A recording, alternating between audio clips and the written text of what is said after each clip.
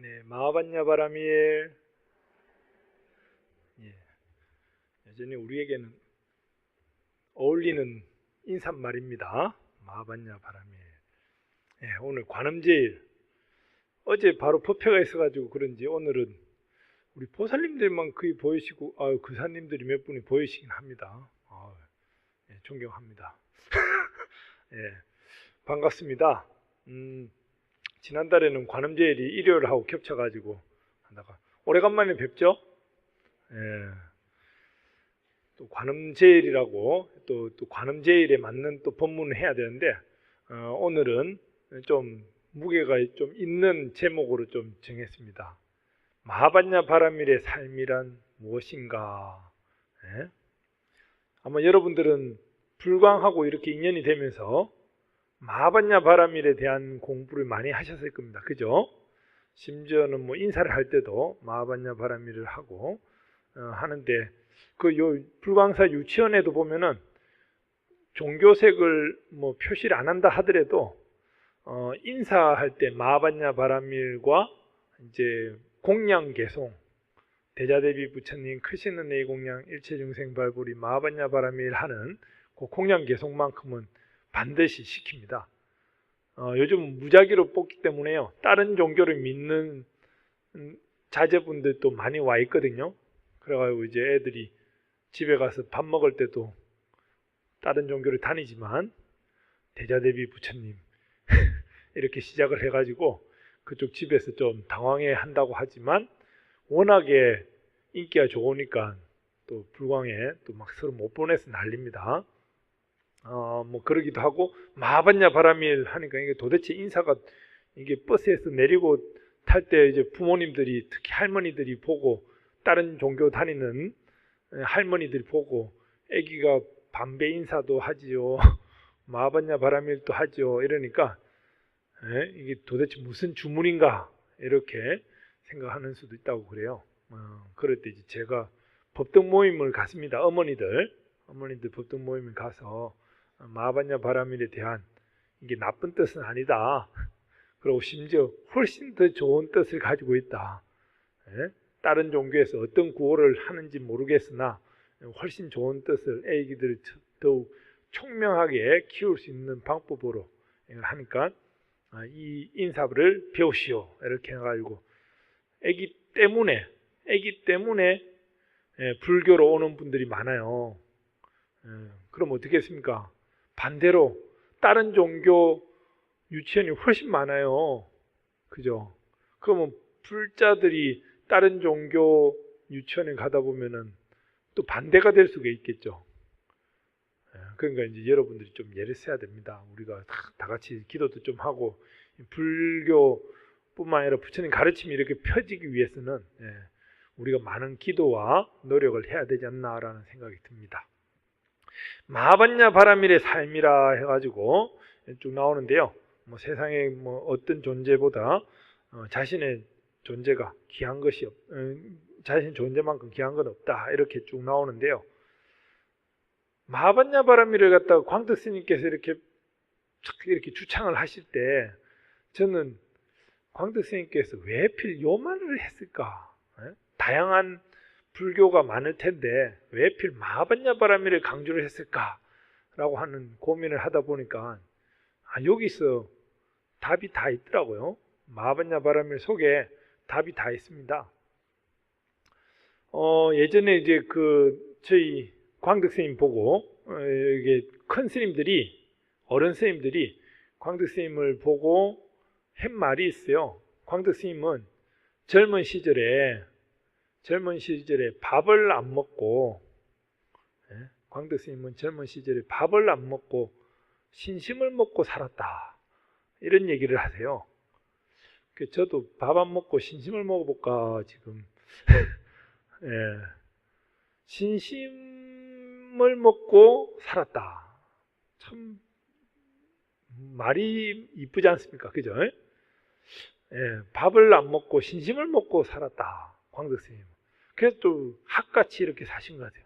저도 학같이 살고 싶은데 학이 안 돼. 그 신심 신심이 생기면은 자연스럽게 뭔가 다 됩니다. 예. 우리 요즘 시절에 보면은 신심이 없어요. 신심이. 그러니까 이제 불교계뿐만 아니라 이 사회 전반적으로 보면은 신심이 없어. 이 사회도 의심을 너무 많이 해요. 예. 의심을 하는 것도 그렇지만 이게 어찌 보면 이 신심을 가지고 아마 여러분들이 최초에 불교하고 이렇게 인연이 맺어질 때 아마 부모님에 의해서 할아버지 할머니에 의해서 마지못해 절에 왔지만 와서 다니다 보니 뭔가 나도 모르게 마음에 변화가 생기고 행동에 변화가 생기고 이렇게 하면서 신심이 생겨났잖아요. 그런 걸 자제분한테 전해주고 싶은데 애기들은 자제분들은 신심이 현재는 제로예요. 이 신심이 없는 상태를 일으키게 해야 되는데 이게 어려워 이게. 신심을 갖다가 어떻게 하면 일으킬까? 이거에 대한 연구를 많이 해야 될 필요가 있겠더라고요. 그래가지고 아마 여러분들 신심 어떻게 하면 일어나나요? 신심 일어나는 방법. 절을 많이 하면은 신심이 일어납니까? 독경을 많이 하면은 신심이 일어나나요? 네. 그런 방법도 됩니다. 되는데 제가 봤을 때는 이 신심이 일어나는 방법 가운데 하나가 인과법을 믿느냐 안 믿느냐에 따라 가지고 인과응보 들어보셨죠? 뭐 행거에 대한 결과가 있는 것, 원인이 있음으로 해서 결과가 있다라고 하는 것, 이걸 제대로 알고 있으면은 신심이 일어나요. 왜냐? 내가 그만큼 노력을 하니까 그만큼 대가가 오더라. 이걸 느낀 거 아닙니까? 인과를 제대로 알면은 신심이 일어납니다. 근데 인과를 인정을 안 하려고 쉽게 말해서 이 표현 좀 날로 먹으려고 하는 경우 때문에 이게 나는 힘들지 않고 뭔가를 바랄래 이러려 보니까 신심이 안 생기는 거예요 이게. 그러니까 어쨌든 보면은 믿음이라고 하는 것이 딴 데서 일어나는 것이 아니라 인과를 갖다가 어떻게 잘 내가 챙길 것이냐. 불광사 이렇게 크게 지어 놓으면은 사람들이 많이 오지 않을까? 그냥 많이 옵니까? 우리가 인과를 만들어야 되는 거예요. 원인을 만들어야 됩니다. 불광사에 가니까 불자님들이 하나같이 다들 친절하고 이쁘고 또 뭐 할까요? 뭐 스님들도 좋고 막 이렇게 원인을 계속 제공하면은 불광사는 뭔가 좀 일반 사찰보다 또 달라. 또 내가 공부하기가 좋은 곳이야. 이래가 막 모여들 거 아닙니까? 그죠? 분명히 우리가 인과에 대한 것 갖다가 제대로 파악하고 이해하고 그걸 인정할 때 신심이 생겨나는 겁니다. 아마 여러분들 또 처음에는 못 모르고 이제 누구의 손에 끌려가지고 불교하고 인연이 됐겠지만 지내다 보니까 경전을 하나 읽더라도 108배를 하더라도 내가 뭔가 달라지는구나라는 걸 느낄 때 신심이 일어나는 거거든요. 그 신심만 많으면요 뭐든지 됩니다. 뭐든지. 신심만 많이 생기면은 인과를 믿고 신심만 많이 생기면은 뭐 봉사가 아쉽겠습니까? 그죠? 신심이 충만하면은 봉사 막 서로 앞다퉈 가지고도 막 하고 보시를 베푼다 하겠다 이러면 막 서로들 앞다퉈 할 겁니다. 근데 신심이 안 일어나니까 해도 효과가 없어 이런 결과가 나오면은 이게 신심이 안 생겨버리는 거예요. 아마 여러분들도 이제 그 가정 대부분 결혼하셨죠? 보면은 그 배우자분이 계시고 배우자분을 뭐라고 부르나요? 여보? 당신? 많이 하시죠? 아마 배우자를 부를 때도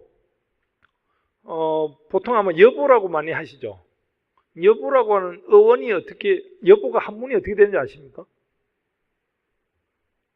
여보라고 진땅 했는데 한문 얘기하니까 어려워. 여보가 이제 다양한 뜻이 있는데요. 어원을 쫓아가면은 그게 이제 한문에서 시작이 됐습니다. 여보가요, 같을 여자에다가 보배 보자입니다. 보배와 같은 사람이 여보예요. 어렵나요? 보배와 같은 사람을 여기 보세요 이거는 말도 있다고 하는데 제대로 된 걸 찾아보니까 여보라고 하는 말은 같을 여자에다가 보배 보자. 여러분들 배우자들은 보배와도 같은 존재입니다. 당신이라고 많이 쓰죠. 당신이 이제 집당자에다가 몸신자 이러는데 집당자가 이제 마땅할 당자도 쓰거든요. 그래가지고 뭔가 마땅하다, 뭔가 같다, 내 몸과 같다. 이 당신이 되는 거예요. 한문에 다 한문.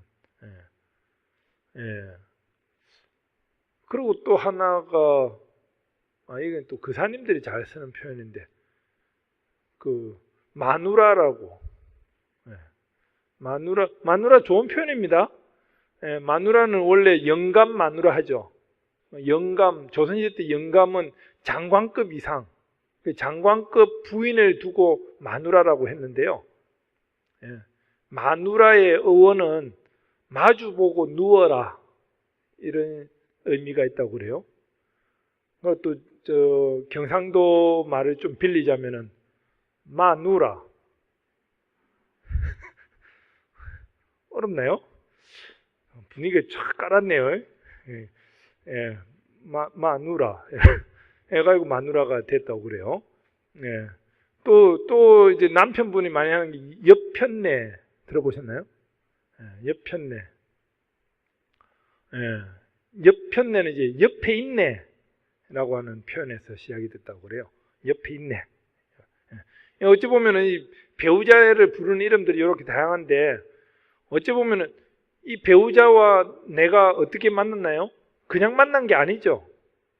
정말 아마 지금 사는데 보면 숨통 막히고 죄송합니다. 사랑하는 관계죠. 그렇지만 어떻게 처음에 딱 그렇게 인연이 돼가지고 지금 몇십 년간 사니까 정말로 좋은 날씨가 맑은 날만 있는 게 아니잖아요. 그죠? 비도 와야 됩니다. 그래야지 사막 안 됩니다. 그래가지고 어찌 보면은 우리가 결혼을 할 때 보면은 결혼할 때는 둘이 최고로 좋은 절정일 때 결혼합니다. 최고로 좋을 때 결혼하지 최고로 안 좋을 때 결혼하는 사람은 없어요. 그죠? 최고로 둘이 사이가 좋을 때 결혼을 하고 나니 어떻습니까? 그 다음부터는 꺾여야죠. 그러니까 이제 뒤에 가서는 막 죽이니 죄송합니다. 그까지는 안 가겠지만 하여튼 알캉달캉 이렇게 살게 되는 거죠. 어찌 보면은 그 배우자를 만날 때 그냥 만난 게 아니죠. 하늘에서 갑자기 뚝딱 해가지고 이 양반이 내 남자야 내 여자야 해가지고 결혼한 게 아니죠. 인연에 있음으로 인해 가지고 믿음이 생겨서 평생의 동반자로서 도반으로서 살아야겠다 이래가지고 지금 살고 있는 거 아닙니까? 어찌 보면은 불교에서는 이 인연이라고 하는 것이 그냥 생기는 게 없다. 어찌 보면 이걸 갖다가 잘 챙기는 것, 이것이 이제 어찌 보면 신심을 일으키는 것이고, 이 신심이 이어지다 보면은 마반야 바라밀적인 삶을 살게 되는 겁니다. 어찌 보면은 바라밀적인 삶, 마반야 바라밀적인 삶이라고 하는 것은 다른 삶이 아니고 바른 이런 인과를 갖다가 제대로 일으켜서 신심을 일으키는 것, 이런 게 바로 바라밀적인 삶이 아닌가. 요즘 제가 좀 있으면 다른 종교 저기 행사날이라고 저는 개인적으로 성탄절 하는 게 원래 성인이 탄생한 날을 성탄절이라고 합니다. 우리 부처님 오신 날도 성탄절이에요. 원래 성탄절에 최초의 성인은 보니까 공자더라고요. 공자가 태어난 날이 있습니다. 그날 이제 성탄절이라고 하던 걸 다른 종교에서 이제 저거 없으니까 이제 표절해가지고 이렇게 시작이 됐던데, 뭐 그냥 뭐 크리스마스 뭐 이렇게 되기도 하고. 그러다 보면 쟤네들 이제 노래를 부르는데, 노래 가운데 제가 어릴 때부터 못마땅했던 노래가 있어요. 그 보니까 뭐 울면 안 돼, 울면 안 돼, 뭐 산타 할아버지는 뭐 모든 것을 알고, 들어보셨나요? 제가 노래를 잘 못 불러서 가사만 보면은, 그래가지고 이 노래를 들으면 되게 괘씸한 거예요. 왜냐? 나의 사생활에 대해서 산타가 다 알고 있는 거예요, 이게.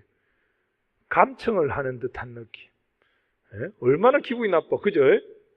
본인 스스로가 뭔가를 해서 이뤄 나가겠다라고 하는 그런 게 있겠죠, 그죠? 근데 누가 그걸 갖다가 옆에 다 감시를 한다 해봐요. 얼마나 기분 나빠요. 예. 울면 안 돼, 우는 것, 웃는 것 다 파악하고 있다는 거 아니에요. 복잡할 거예요, 아마. 예. 그래가지고 한두 명도 아니고 애들. 예. 그래가지고 저는 다른 종교에서 그 좀 생각해서 좀 해야겠다 이런 생각도 들고. 여하튼 이제 불교에서는 뭐 여기 뭐 법회부에 나와 있겠지만 뭐 자등명, 법등명이라고 하는 내용을 가지고 자기 스스로가 이 진리에 의지하고 지혜를 찾아가고자 노력하는. 아마 우리 여러분들 지내다 보면은 그 행복이라고 하는 거. 여러분들은 언제 제일 행복하시나요? 행복한 때. 별로 안 행복하신가요? 그나마 봉공 스님이라도 만날 때 뭐 행복할 때가 전혀 없어요. 뭐 맛있는 거 먹을 때, 그죠? 좋은 옷 입고 어디 나가서 좀 폼 낼 때 좀 행복하시나요? 이 보니까 애기들 보고 야 니네 언제 제일 행복하냐 이렇게 물어보니까 애들 있잖아요, 애들은 언제가 제일 행복하냐니까 잠들라고 할 때라고 그래요. 이제 하루 다 보내고 이제 잠들잖아요.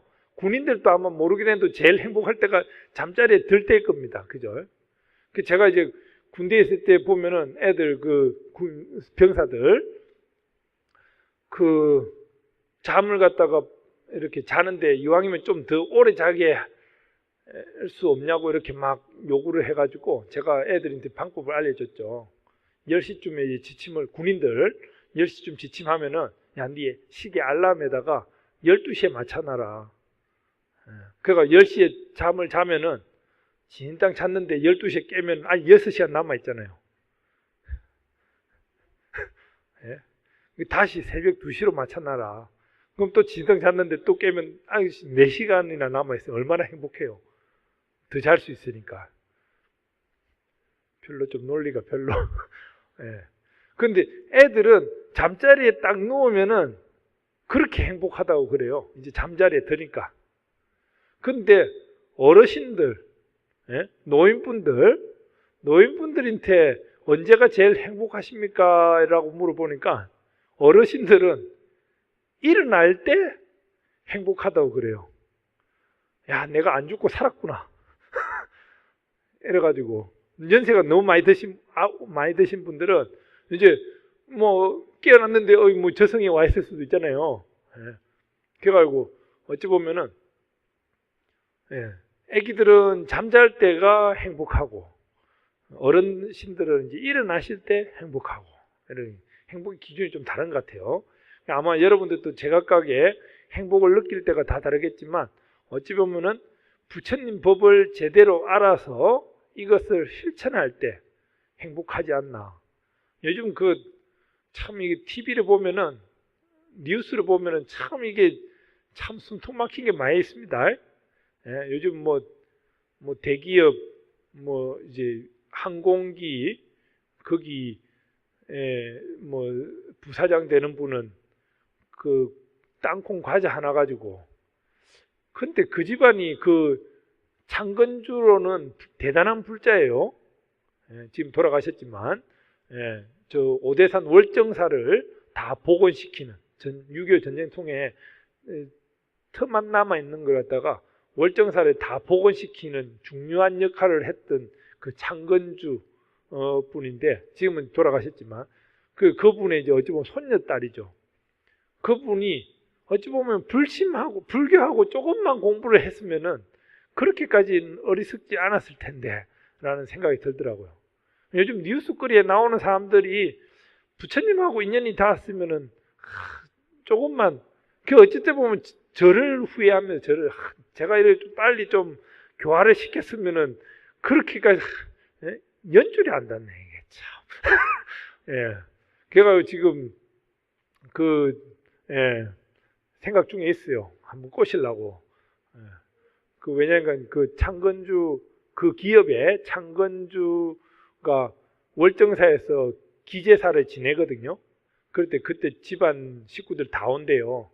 제 아는 친한 스님이 월정사 소임을 보고 있는데 그때 제가 그 양반들을 갖다가 전법을 하기 위해서라도 나를 불러라고. 그럼 내가 어떻게 하겠다고 요리는 제가 그래가 한번 지금 날 잡고 있습니다. 기일날.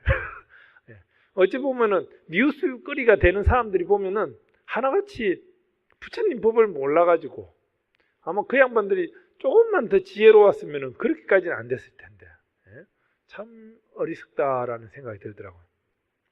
그러니까 아무튼 여러분들 보면은 이 바람일적인 삶이라고 하는 것은 뭐 계속 얘기했지만 인연을 갖다가 쫓아서 아마 여러분들이 이제 누가 돌아가셨을 때 뭐 부모님이 됐든 뭐 이렇게 친지분이 됐든 인연 있는 분들이 돌아가셨을 때 뭐 49제 지내죠. 그죠? 또 이제 기일을 맞춰서 기제사 같은 걸 지내는데 저로서는 이걸 반드시 지내라고 합니다. 이 49제나 뭐 기제사나 심지어 천도제 같은 것도 스님들만 지내는 것이 아니고 솔직히 불광사 스님들 제가 여기 보면은 뭐 지난번에 얘기했지만 이 도심에 사는 자체가 스님들이 원력을 내야지 도심에 살 수 있습니다. 출가할 때 공기 좋고 물 좋은 산사에서 누구든지 있으려고 하지 이 매연 냄새에다가 막 자기 개인 공간도 제대로 없고 이런 데 사는 게 좀 불편하거든요. 솔직히 스님들이. 그런데 어찌 보면은 여기 계시는 분들은 철저하게 대중들을 위해서 계시는 거예요. 그러면서 이제 제사를 지냅니다. 제사를 지내는데 정말로 정성껏 지내세요. 어떤 분은 뭐 기도 제사 때마다 그 전에 샤워를 하고 들어가시는 그런 스님도 계시고 하여튼 정성을 다해가 하는데 이제 문제는 이제 제주들이에요. 스님들은 또 아마 불광사 과일 여러분들 보셨겠어요 알겠지만 저도 보면은 살림을 살다 보니까 뭐 옛날 때 뭐 다들 이제 부처님 전에 올리는 과일들이나 떡이나 공약물은 다 좋은 거를 올려야 된다라고 얘기를 들었지만 손익계산서 따져보니까 너무 좋은 걸 쓰고 있어요. 예? 그래가지고 참 정성스럽게 이렇게 하는데 문제는 제주들의 마음이에요. 제주들의 마음. 어떤 분들은 진짜 돈만 탁 내고요. 한 명도 안 오는 그런 경우가 있어요. 심지어 본인들은 안 오고 딴 사람들이 와가지고 그 어찌 보면은 저는 반드시 49제를 지내야 된다. 왜냐? 이거는 고인에 대한 예의입니다. 예의. 부처님께서는 경전에 말씀하시기로 부처님께서는 탈상을 갖다가 탈상 있죠. 탈상을 갖다가 언제라고 했는지 아십니까? 불교에서의 탈상 언제일 것 같아요? 뭐 49제? 100제? 1년상? 2년상? 3년상? 탈상을 언제로 볼까요? 부처님께서는 경전에 나와 있는 탈상은 숨이 멎음과 동시에 탈상이라고 했어요. 고인의 숨이 인연 있는 분의 숨이 멎음과 동시에 탈상이라고 했어요. 근데 왜 반원제도 지내고 뭐 이제 발인제도 지내고 이렇게 초제도 지내고 49제도 지내고 이렇게 하느냐? 요거는 고인을 위해서도 있지만 남아있는 사람들의 역할이라고 했습니다. 산자의 역할. 무슨 말인지 알겠습니까? 부모님께서 돌아가셨어요. 부모님께서 돌아가셨는데 쌩까면 안 되잖아요. 무시하면 안 되잖아요. 그죠? 부모님은 숨이 멎음과 동시에 좋은 곳으로 가셨구나, 편안한 곳으로 가셨구나, 다음 생에 더 좋은 곳에 태어나겠구나, 빛으로 돌아오시겠구나 라고 믿으면 되는 것이에요. 무슨 말인지 알겠습니까? 근데 부모님은 그렇게 마무리가 되지만 이 남아있는 자식들의 역할이라고 하는 것은 49일 동안 제 때만 맞춰가지고 제 지내러 오고 이러는 것이 아니라 그래도 고인을 위해서 내가 그래도 49일 동안만큼은 좀 기도를 해줘야겠다. 초제, 2제, 3제 있고 제사만 맞춰서 제사를 지내는 것이 아니고 평일에도 다른 날에도 그분을 위해서 고인을 위해서 남아있는 사람들의 역할인 거예요. 남아있는 사람의 역할. 그걸 가르치기 위해서 부처님께서는 그래도 49일 동안은 좀 고생해야 되지 않겠느냐. 고생이 아니죠. 정성을 다해야 되지 않겠느냐. 100일간은 좀 기도를 해야 되지 않겠느냐. 또 명색이 살아생전에는 생일을 챙기다가 돌아가셨으니 기제만큼은 챙겨야 되지 않겠느냐. 이렇게 시작된 겁니다. 무슨 말인지 알겠습니까?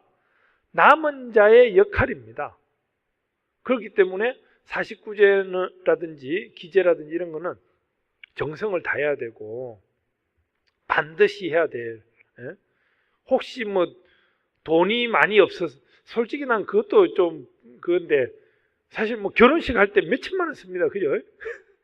돌잔치만 하더라도 몇백만 원 씁니다. 근데 아마 병원에 장례식장 빌리는 돈만 해도 많이 써요. 근데 유독 절에만 박합니다. 막 절에만 제비를 좀 어떻게 깎을 수 없나요? 또 뭐 좀 1357제만 지낼 수 없나요? 이렇게 유연하게 절만 그 장례식장 빌리면서 깎아 보셨나요? 그러니까 절로서는 딴 데 정성을 쓰는 것보다 제일 중요한 거는 정말로 절에서 또 절에서 손익계산서를 봅시다. 다른 병원이나 다른 결혼식장 같은 데는 다 그 사업을 확장시키려고 합니다. 그죠? 불교에서의 그 제사 비용을 낸들 절에서 다른 사업을 확장하겠습니까? 그 사업이라고 하는 게 전법 사업밖에 없습니다. 그죠? 뭐 스님들한테 뭐 유별나게 막 배불리 뭐 이것도 아니고 절에 제사 비용을 낸들 그거는 100% 전법 사업으로 쓰는 돈이에요. 어찌 보면 그것도 제사 비용이 아니라 제를 지내는 데 대한 공양금입니다. 그러니까 이제 어찌 보면은 그 49제를 저는 그것도 어찌 보면 이 바람일적인 삶입니다. 인과를 쫓아서 자식된 도리로서 부모님을 챙기는 그런 역할. 무슨 말인지 알겠습니까? 어찌 보면은 뭐 좀 다양한 생활 비유를 들다 보니까 제가 이런 얘기도 했는데 아무튼 이제 뭐 여러분 지금 요 관음제일 정도 참석하시는 분들이야 뭐 제사를 또 반듯하게 지내실 분들이 같아서 참 제사를 반듯하게 안 지낼 분들을 상대로 지적을 해야 되는데 모범생 보고 뭐 일찍 와라 이렇게 하면 안 맞지 않습니까? 그죠? 아무튼 그런 의미가 담겨져 있다. 어찌 보면 제사를 지내고 하는 것도 다 결국은 천도제 지내는 게 보면은 좋은 날 천도제 잘 안 지내요. 누가 뭐 결혼하고 뭐 누가 아기를 낳고 이럴 때도 좀 천도제를 지내고 싶어요. 왜냐? 조사님들께 신고한다고. 천도제를 지내고 싶은데 꼭 집안에 사업이 안 되거나 뭐 병이 걸렸다든가 뭐 불안할 때 그때만 천도제를 지내려고 해요. 또 생각나서 그런데 무당 굿하는 것보다는 천도제가 쌉니다.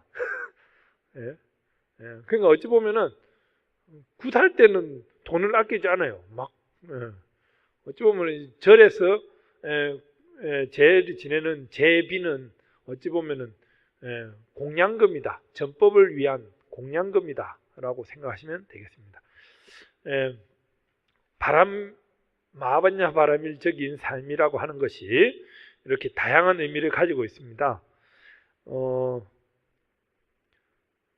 예전에 아니고 저기 부산 경남 쪽에 가면은 그 천성산이라고 하는 그 예전에 한때 그 KTX 그 고속 전철 그걸 이제 대구 부산 간에 그 이제 라인에서 이제 그 도롱뇽들이 죽는다고 습지가 없어진다고 그 어느 스님이 막 데모하고 이렇게 했던 그 산이 천성산이라고 혹시 들어보셨나요? 천성산 도롱뇽 뭐 이렇게 하면서 했는데 그 천성산에 보면은 원래는 이제 그 옆에 그 부산 기장 하면서 그 고리 원자력 들어보셨나요? 고리 원자력 그 옆에 보면 거기가 이제 장안이라고 하는 데가 있습니다. 장안. 부산에 기장에 장안이라고 하는 데가 있는데 그 장안에 장안사라고 하는 절이 있습니다. 장안사라는 절이 있어서 장안이라고 하는 정했다고 그래요. 장안사라는 절이 있는데 장안사에 딸린 암자가 하나 있거든요. 그 암자가 이제 척파남이라고 하는 암자가 있습니다. 척파남. 그 암자에 예전에 원효 스님이 계셨다고 그래요. 신라시대 때 원효 스님이 척파남에 있어가지고 수행을 딱 하는데 저 중국의 당나라에 큰 절이 있는데 그러니까 이제 당신이 공부를 딱 하다 보니까 이제 그게 이제 보입니다. 해안으로 육안으로 보는 것이 아니라 신통력으로 해안으로 당나라에 크다란 절이 있는데 거기서 스님들이 많이 정진을 하고 있어요.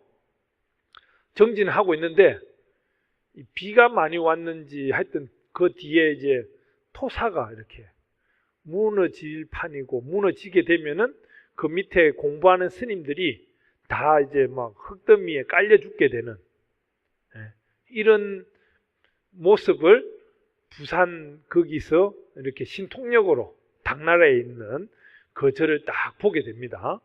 그래가지고 원효 스님이 그 스님들을 갖다 구해야겠다 해가지고 거기서 판때기를 갖다가 하나 날립니다.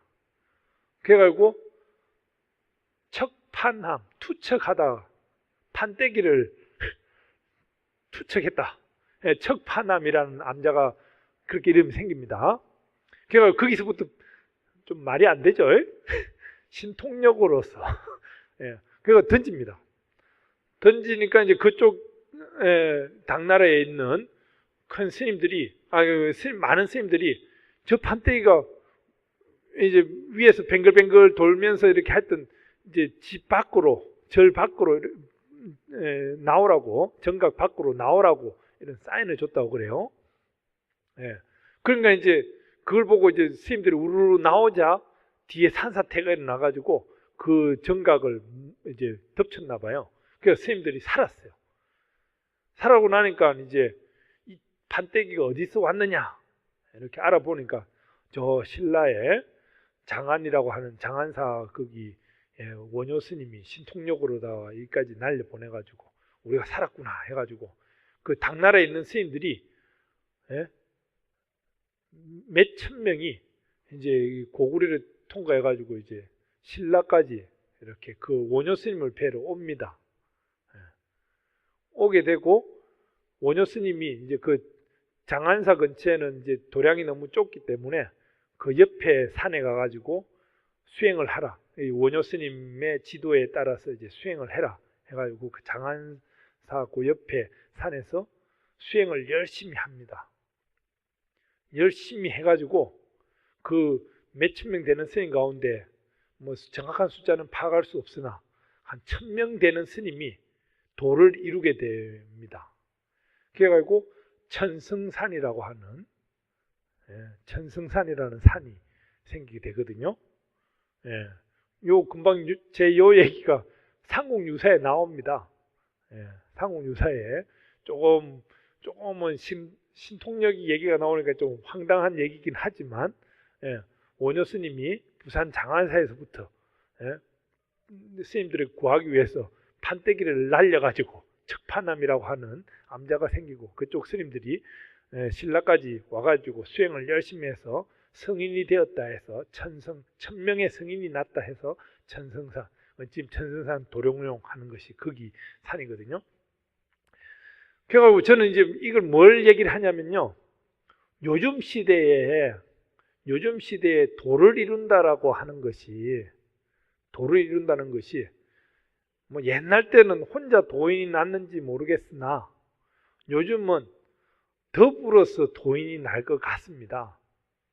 1000명의 성인이 난 것 같이 우리 불광의 바라밀 형제들도 마반야 바라밀적인 삶을 살다 보면은 더불어서 옆에서 도반들이 밀어주고 땡겨주고 해서 다 함께 승부를 하지 않겠느냐라는 생각이 들어서 천성산을 비유를 한 거거든요. 이해되시나요?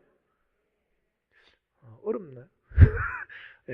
그러니까 요즘은 옛날 때는 이제 혼자 깨달았다 해가지고 독각이라고 이렇게 혼자 깨달으면 독각이라고 하는 뭐 선생님들은 좀 그런 것 같다. 또 혼자 잘났다는 뜻으로 개각이라고도 좀 표현하고 그러는데 어찌 보면은 요즘 시대는 독각이라기보다는 더불어서 함께 깨달음을 얻는 그런 시대가 아닌가, 공동체적인 깨달음을 얻는 시대가 아닌가라는 생각이 들어서 우리 바라밀 행자들은 바라밀적인 삶을 살다 보면은 이것이 바로 더불어서 깨달음을 얻는 계기를 만들지 않나.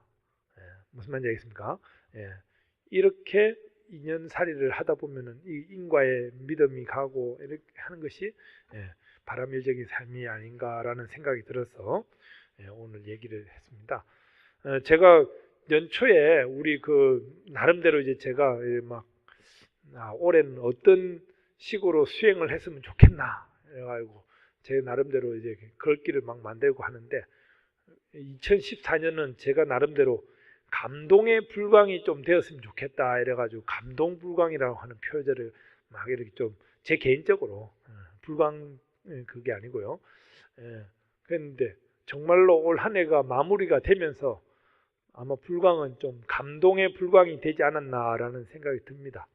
뭐 40주년이라는 큰 행사도 있었지만 아마 여러분들 개개인의 삶 속에서도 뭔가 불광을 통해서 감동, 감정을 움직이게 하지 않았나라는 생각이 듭니다.